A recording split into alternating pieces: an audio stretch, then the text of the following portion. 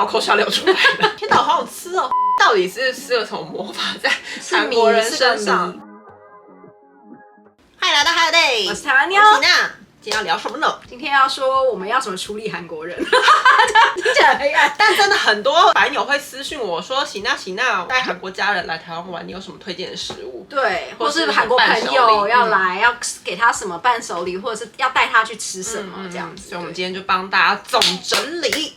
现在确认韩国来台湾自由行都一定会吃的几家餐厅，我们先推荐一下。好，第一个他们一定会去找葱油饼来吃，葱抓饼，脆脆香香的味道。而且因为韩国人有在吃葱饼啊，对，所以这个食物应该对他们而言很熟悉，因为他们没有混猪油。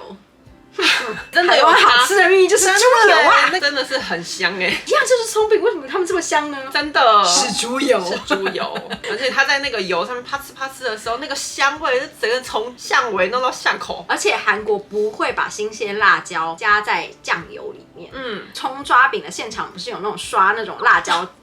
就是辣椒酱啊，或者是酱油里面有新鲜辣椒，他们也会觉得天哪，这是什么样的辣椒味？而且他们不会加蛋，韩国葱饼不加蛋，所以你一定要提醒他们说是葱油饼加蛋，葱抓饼加蛋，没错，他们就会加个素给我。真的，我老公也超爱。而且台湾的葱抓饼可以加 cheese、加玉米、加火腿啊，对，menu 上面就好几个。天哪，我口水要流出来了，我们这一集有点痛苦。应该在台湾录的。对啊，可恶，烦呢，就可以现场吃。对，下一个韩国人到台湾必吃的呢，就是蚵仔米线。他们很爱吃阿中面线，他们超爱去吃阿中面线。他们很喜欢，还有其中的原因是因为它本来就有白面线这个选项，对，就是什么都不加。但是好像还蛮多的面线店一定会有混东西，对他们来说这个选项很方便，所以他们才会选择去阿中。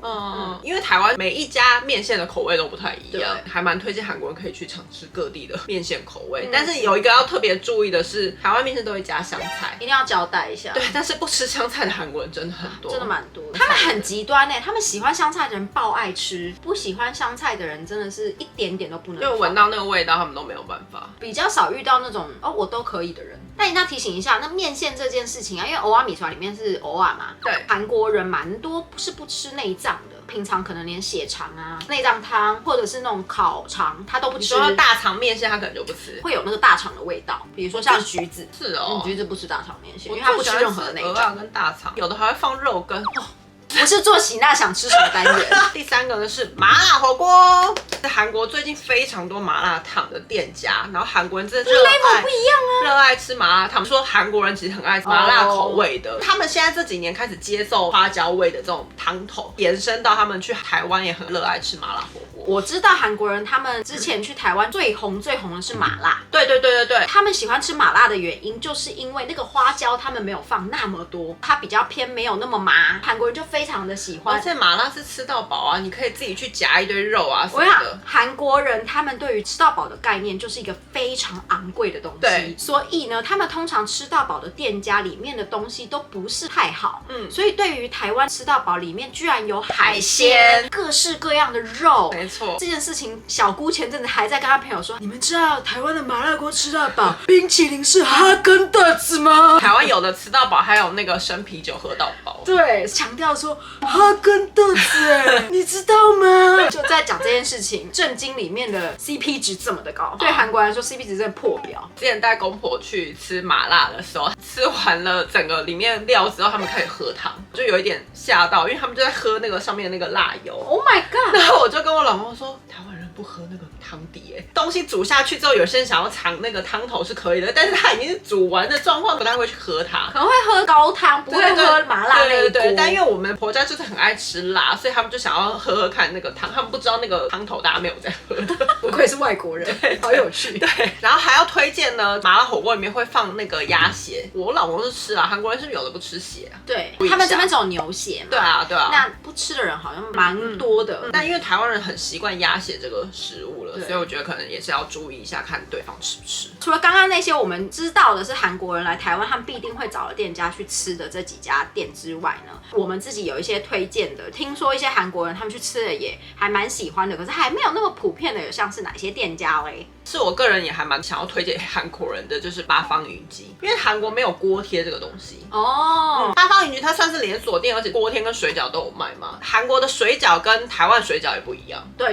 味道完全不一样。对啊，韩国其实比较常吃蒸饺，他们没有在吃물만두，水饺比较少。对对，有的话也是那种很小颗，感觉不是拿来当正餐的，对，比较像是配菜，这跟台湾蛮大不一样。或是浮在火锅里面有2颗。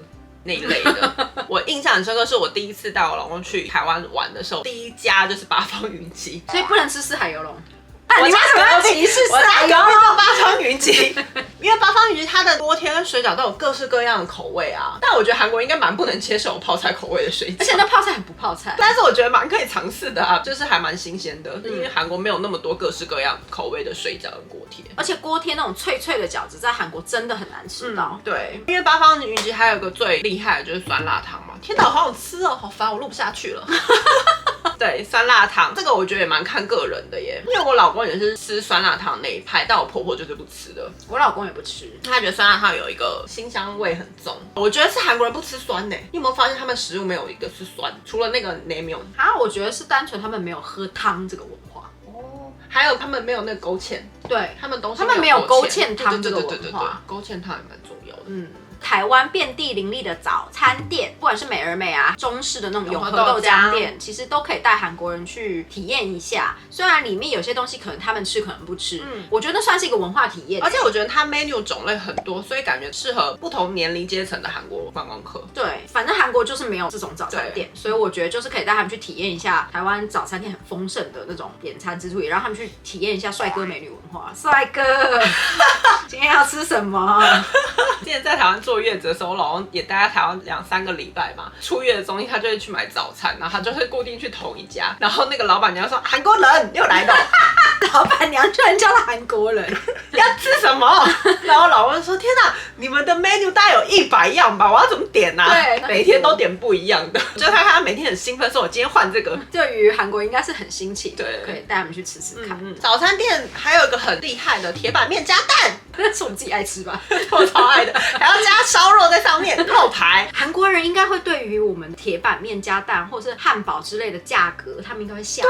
对啊，而且我老公也觉得早餐店居然卖铁板面，他也觉得很神奇。就是早餐店有这么多选择呢，还这么便宜，哦，吓歪，应该会吓死。那行，那你还有什么推荐的？应该是说我知道的，就是韩国人来很爱吃 Kiki。Kiki 川菜，小姑他们上次去5天，不知道几餐都在吃 Kiki， 真假的超夸张。而且他们只要 Kiki 哦，开饭他们不要哦。对，他们说开饭味道不够。Kiki 到底是施了什么魔法在韩国人身上？他们超爱吃 Kiki。算了，就跟韩国人不理解台湾人为什么那么爱吃一只鸡的道理是一样的。是没有错。跟我个人还蛮推荐那个热炒店的。我老公最爱热炒店的炒饭跟炒面，他就说你们怎么有办法把那个蛋跟饭炒得这么香啊？没错，因为台湾用那种大的锅子，对，所以我每次都会跟我老公抱怨，我说你们韩国那中国餐厅炒出来的炒饭，我真的不知道是什么东西。对，他们的炒饭很奇怪，而且我们的炒饭会调好。他们的炒饭是没有味道，你要另外再沾那个炸酱的酱。对，去调那味道超怪。最近有比较好是那种麻辣烫的店家，它会有炒饭，那个炒饭就比较像台湾，比较像台湾的炒饭了。热炒店我还蛮推的，因为又可以喝酒。真的，因为韩国吃海鲜非常的贵。对，虽然台湾也没有说是一个超级便宜，可是因为热炒店里面就是有分低价位跟高价位的海鲜嘛，点一些当季的东西，它价格并不会这么的高，而且如果一桌人一起吃，大家摊一摊，其实没有算非常的贵。所以我很推荐，就大家可以带韩国人去吃这种海鲜文化。因为我觉得台湾海鲜真的选择非常的多，价格又比较公道，跟韩国比起来。热炒店我老公还很推的一道是炸龙珠。因为他说韩国没有那道菜。那他知道炸龙珠是什么？我跟他解释，他可以接受。他就说：“天哪，这也可以做成食物？那不是应该要丢掉吗？多好吃啊，怎么可以丢掉嘞？”对啊，他们鸡睾丸一定也丢掉啊，烦欸！我们要去收购全韩国睾丸们，超好笑。鸡的那个。跟讲到热炒店，我觉得有一个很妙的现象是，在韩国不管是小餐厅、大餐厅，一定都会卖酒。可是台湾只有特定的餐厅才会卖酒。对，台湾的路边摊黑白切是不会卖酒的。对啊，公公第一次去台湾的时候，带他去师大夜市，他就指着路边一个面摊，就说：“我们就坐这喝酒吧。”他那边没有卖酒，我们要去 7-11买过来。他就说：“这边怎么可以没有卖酒？这感觉就是要喝酒的啊。”回家之后，我老公就继续在夜市晃，他们说整条夜市没有一个地方卖酒。拜托，我们很干净的。然后他就说：“这里不是大学附近吗？怎么可以没有卖酒？因为韩国的大学附近一定都是卖酒的，对，几乎都是苏起。所以我老公没有办法理解为什么台大附近跟师大附近的餐厅都没有卖酒。你说买回宿舍直接灌到醉，造谣，不要造谣，不能说是没有卖酒，就是只有特定的酒吧啊，那种小餐馆有卖酒，不是那种遍地开花的酒。小吃店真的没有酒。对啊，对啊，对，蛮特别的，就是两个国家比较不同的文化这样子。然后另外我想要推荐的比较歪一点，它不是台湾料理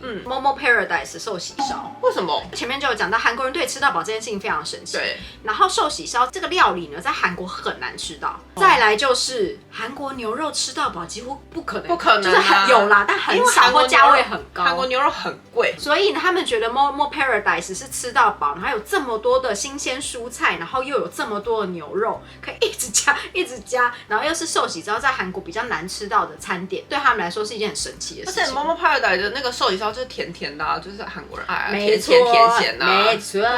之前就是遇到韩国朋友去台湾玩，但是他比较没有食物可以吃，因为他新香料接受度比较低一点。最后的解决方法就是大家去 Momo Paradise 跟放烟火，就没有新香味。对啊，我还想到一个挂包，挂包韩国人因为里面咸咸甜甜的，就又有花生粉。前阵子尾牙，我妈也在弄挂包，就是还在群组里面说今天晚上吃挂包，要不要回来吃？过分，没有，还是该跟我哥他们讲。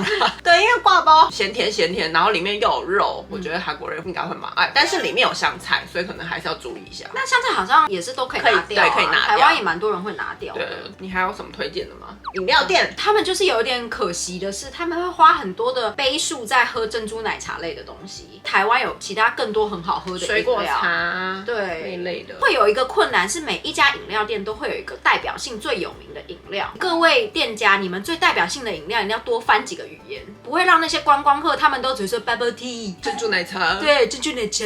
翻译一下它的名字之外，翻译一下它的内容物是什么。可能是英文、韩文、日文。那这样子观光客也许对他们来说是一个新的选择。他们可能不是不想要尝试，可是不知道那个饮料里面是什么东西。